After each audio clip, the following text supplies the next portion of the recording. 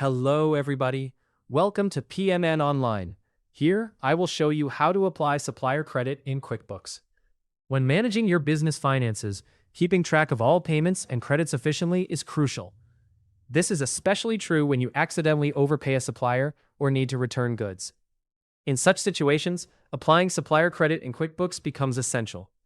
This process ensures that your accounts payable are accurately updated, reflecting the true state of your financial transactions.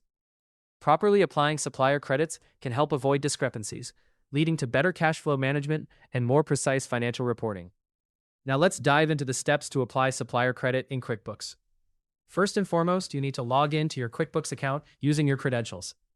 If this is your first time using QuickBooks, you might want to explore various plans to find one that fits your business needs. Follow the on-screen instructions to set everything up, and you'll be ready to go.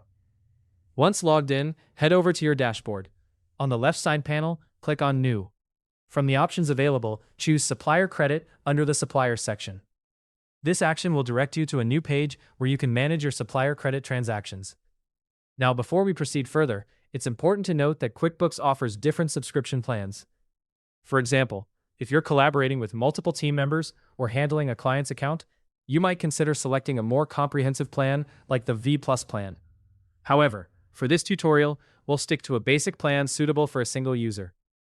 Once you're on the supplier credit page, you'll find that any discounts you receive from suppliers are recorded as supplier credits in QuickBooks. This is crucial because any discrepancies or errors in supplier transactions can be rectified by issuing a credit. By applying these credits, your accounts are reconciled correctly, ensuring that everything is balanced. Sometimes you might make advance payments to suppliers for goods or services. These prepayments are also recorded as supplier credits until they are applied to specific invoices or purchases. This way, you maintain an accurate financial record, which is key to effective cash flow management.